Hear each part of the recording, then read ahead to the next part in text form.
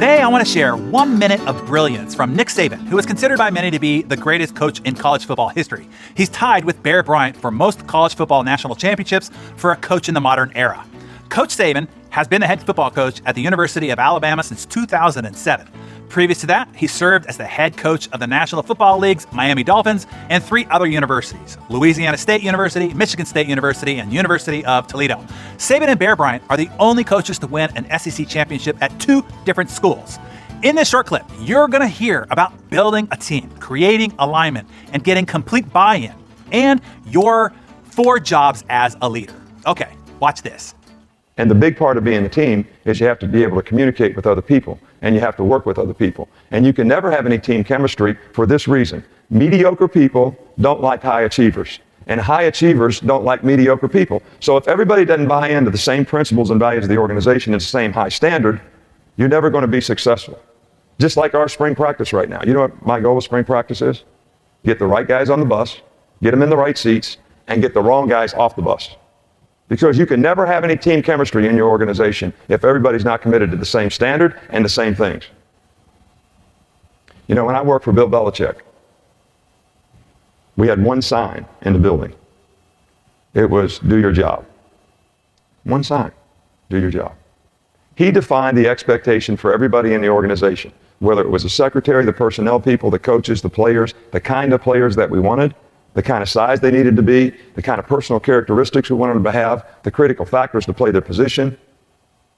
But once it was defined, you had to be responsible for your own self-determination, and that is accountability.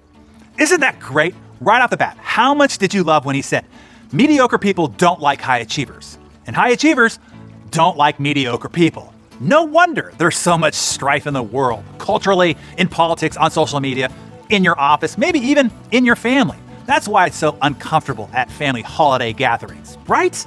I always felt I wasn't like many of my family members. I thought it was my personality, and I kind of felt bad about it. But Coach Saban's comment explained otherwise, and most importantly, made it normal and okay that we don't like each other. I can't wait until the next family gathering. Hey, guess what? I know why I don't like you, and I know why you don't like me. Well, maybe I should just say that part in my head. Let's review the meat of this message, and that is pointing out your job as a leader. Number 1, to get the right people on the bus. And as you heard Coach Saban say, that means that you can only have high achievers. You let some mediocre people on the bus, and there will be conflict. They don't like each other, and that will disrupt your alignment, your communication, and the buy-in you need to put a team together. You got that? It's a really big point. You can only accept high achievers if you want to be a high-achieving organization. Number 2, get the right people in the right seats. Some people may be a high achiever, but just not at the job function you have them in now. More than 50% of my A-team are in different seats on our bus than they were when they were originally hired. I am always reassessing their strengths and their passions. Number 3, get the wrong people off the bus, and quickly. This is one of the hardest jobs of leadership, and it needs to be done correctly. For more on when, how, and what you might do before you actually fire somebody, I refer you to our High Performance Forum Business Masterclass. There is way more to this topic than we can cover here this morning. And here's number 4.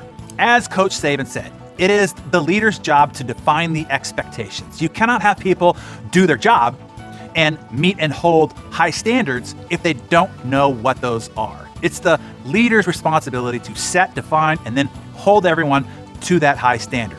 But it starts with making sure that the expectations are clearly defined. Okay, now, it's your turn to become a legendary team led by a Hall of Fame leader.